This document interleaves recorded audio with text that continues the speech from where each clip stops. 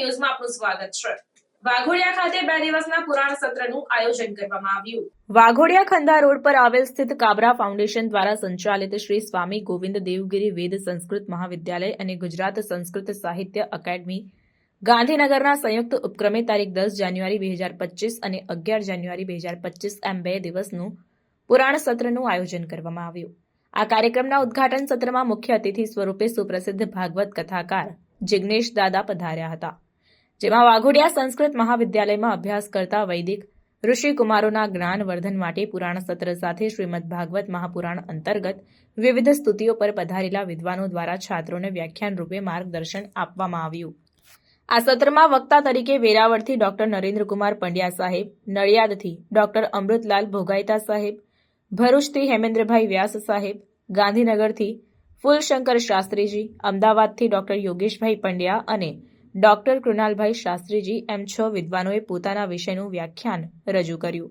આ કાર્યક્રમના ઉદ્ઘાટન સત્રમાં મુખ્ય અતિથિ સ્વરૂપે સુપ્રસિદ્ધ ભાગવત કથાકાર જિગ્નેશ દાદા પધાર્યા, સાથે જ વિશેષ અતિથિ તરીકે નડિયાદ બ્રહ્મર્ષિ સંસ્કૃત મહાવિદ્યાલયના મેનેજિંગ ટ્રસ્ટી દેવેન્દ્રભાઈ દવે, વિશિષ્ટ અતિથિ સ્વરૂપે વસંતભાઈ તેરૈયા સાહેબ અને ગોવિંદભાઈ પટેલ પધાર્યા હતા।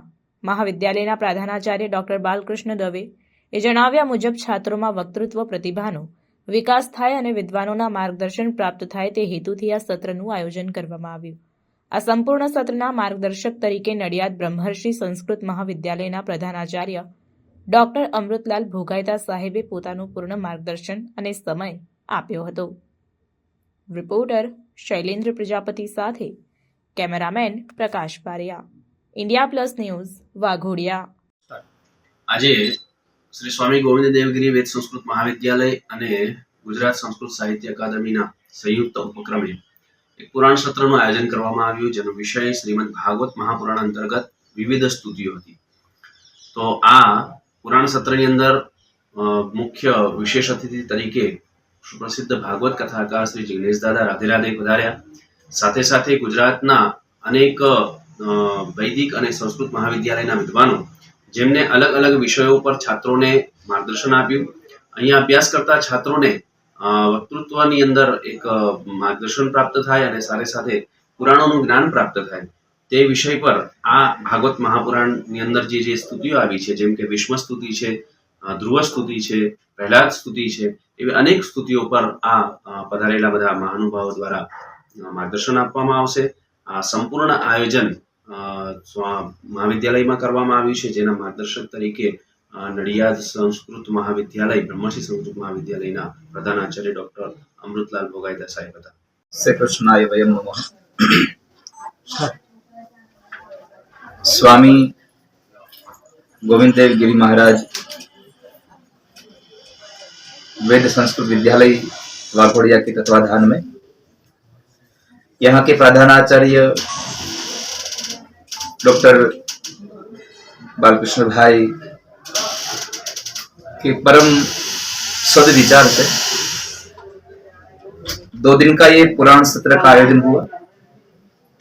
इस पुराण सत्र में आज उपस्थित रहने का अवसर प्राप्त हुआ, इससे हम इस संस्था का और यहाँ के आचार्य हमारे परम स्नेही के हम आभार व्यक्त करते हैं। हम उसको अभिवादन करते हैं कि आपने ऐसा बहुत बड़ा विचार किया कि पुराण का सत्र हो। कई गुरुजनों ने आकर यहाँ अपना भाव व्यक्त करने की चेष्टा की है।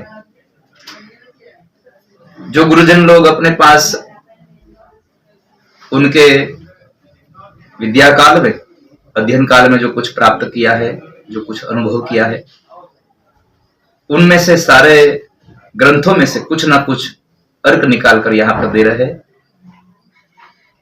हम भगवान को प्रार्थना करते हैं कि ऐसे पुराण सत्र हर हमेशा यहाँ पर बने रहे और इस वेद विद्यालय के माध्यम से कई छात्रों इस पुराणों के ज्ञाता हो, इस पुराणों को जानकर समाज के कई लोगों तक इस पुराण की बात पहुंचाए। पुनः हम बालकृष्ण भाई के साथ में रहकर जो आज उसने हमें ये अवसर प्रदान किया, उनका हम अभिवादन करते हैं।